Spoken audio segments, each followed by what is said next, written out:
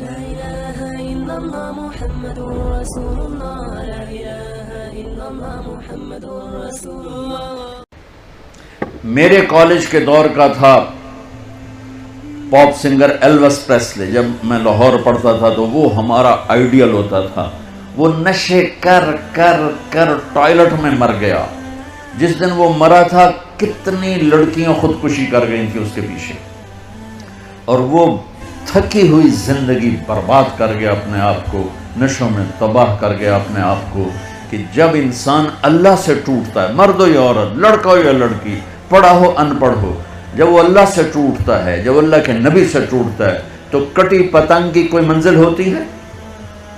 جس گاڑی کے چلتے بریک فیل ہو جائیں اس کی کوئی منزل ہوتی ہے؟ پانی جب طوفان بن کے نکلتا ہے تو اس کی کوئی منزل ہوتی ہے؟ میرے رب کی قسم بچو, اب میرا سرمایہ ہو, یہ سب میرا سرمایہ بیٹھا ہوا ہے, میرا نہیں, یہ میرے دیس کا سرمایہ بیٹھا ہوا ہے. جنید جمشید کے اللہ درجے بلند کرے. میں ایک جگہ بیٹھا تھا, وہاں ٹی وی چل رہا تھا, تو میں نے دیکھا اسکرین پر ایک بڑا خوبصورت نوجوان ڈانس کر رہا ہے اور اس کے ساتھ 10-12 لڑکیاں ڈانس کر رہی ہیں.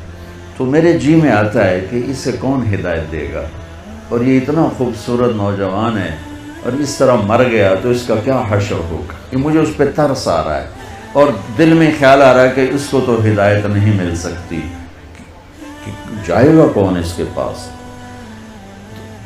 4 مہینے بعد میں کراچی میں ہوں, ایک نوجوان میرے پاس آتا ہے کہ ایک پاکستانی گلوکار آپ کو ملانا ہے. میں نے کہا ملا دو.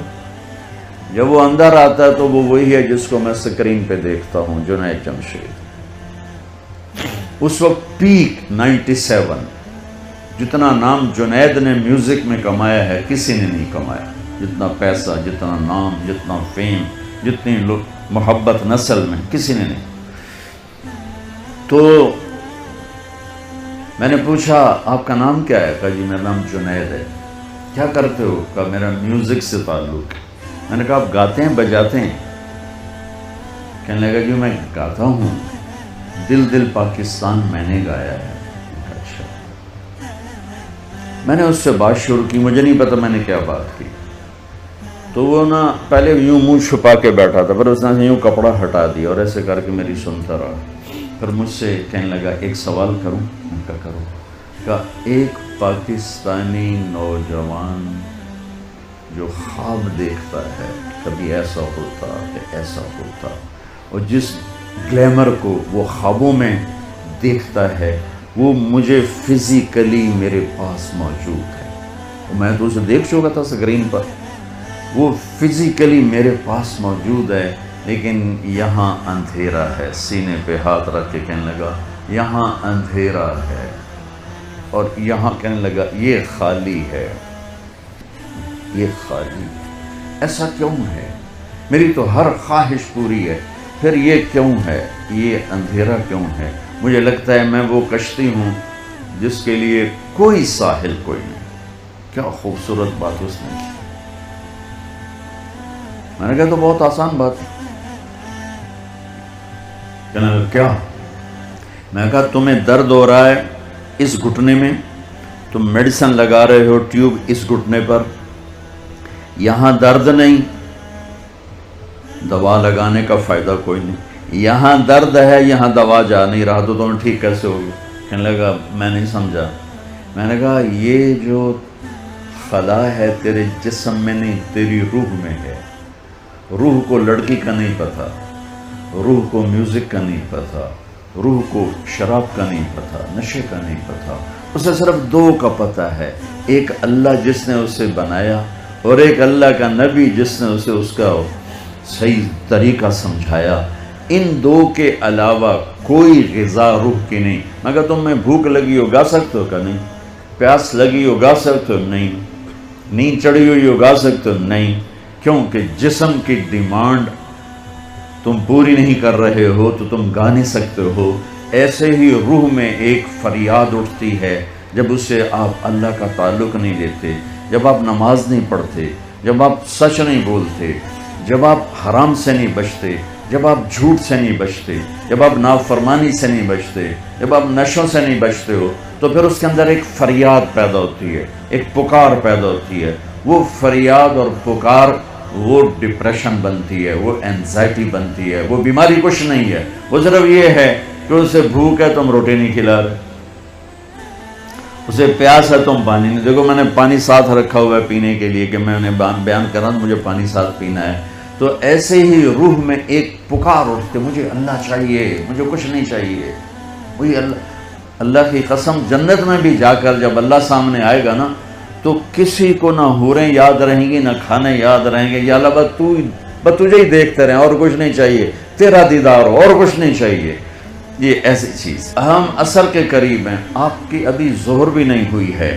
جو کائنات ہے، جو قانون ہے، تو میں چاہتا ہوں کہ میری یہ نسل جنہیں میں دیکھ رہا ہوں یہ اپنے اللہ کو پہچان لیں، یہ اپنے نبی کو پہچان لیں کہ ایک علم وہ ہے کہ مجھے پیدا کس نے کیا، ایک علم وہ ہے کہ وہ ہے کون، ایک علم وہ ہے کہ وہ مجھ سے چاہتا کیا ہے، ایک علم وہ ہے کہ یہ زندگی کا کارواں کیا ہے، یہ موت کیا ہے. یہ مقصد زندگی کا علم ہے. یہ نہ سیکھا تو سب کچھ گیا. تمہارے جیسے بچے گئے کشتی کی سیر کو، ملا دیہاتی ایک نے کہا چاچا تینوں فزکس آندی ہو سکے پتر نہ ہی آج سنیا کہ تیری ادھی زندگی برباد ہو گئی. دوسرے نے پوچھا چاچا تینوں کیمسٹری آندی ہے کہ پتر میں تو نہ ہی آج سنیا کہ چاچا تیری ادھی زندگی برباد ہو. تیسرے نے پوچھا چاچا زالوجی آندی ہے کہ نہیں پتر پتہ نہیں کی بلا ہے کہ چاچا تیری ادھی زندگی برباد ہو گئی. دریا میں طوفانی موج آ گئی، کشتی ڈولنے لگی. چاچا بولے پتر وہ تیرنا آمدہ ہے.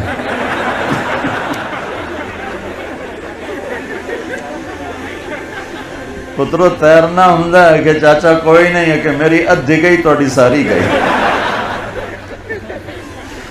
تو بچوں تم کامسٹ کی ڈگریاں لے لو یا ہارورڈ کی لے لو یا کیمبرج کی لے لو، آکسفورڈ کی لے لو، اگر اللہ کو نہیں جانا تو اللہ کی قسم ساری زندگی برباد ہو گئی. اللہ کی قسم برباد ہو گئی. کبھی وہ شخص نہ دنیا کا سکون دیکھ سکتا ہے اور آخرت کا تو کیسے دیکھے گا جس نے اللہ کو نہ پہچانا. اس لیے ہمارے اندر ایک علم موجود ہے، قرآن، جس علم کو چیلنج نہیں کیا جا سکا. آج تک میرے رب کا قرآن چیلنج کر رہا ہے، فاتو بصورت من مثلہ، لاؤ اس جیسی ایک سطر لکھ دو، ایک صورت لکھ دو، ایک لفظ دیکھ دو. ساری دنیا میں آج عربی پر پی ایچ ڈی ہو رہی ہے، ریسرچ ہو رہی ہے، کیا کیا تہ تک چلے گئے ہیں، لیکن قرآن کی ایک سطر نہیں کوئی لکھ سکا کہ یہ میرے رب کا وہ کلام ہے جو اس کی زبان سے نکلا ہے اور میرے نبی کے دل پر اترا ہے. انہ لتنزیل رب العالمین، یہ رب العالمین کا کلام ہے. نزل بہ الروح الامین، اسے جبریل لایا ہے. علی قلبک، میرے نبی کے دل پر لایا ہے. لتکون من المنذرین، تاکہ میرا نبی ہمیں سنائے کہ زندگی کا مقصد کیا ہے. لا إله إلا الله محمد رسول الله لا إله إلا الله محمد رسول الله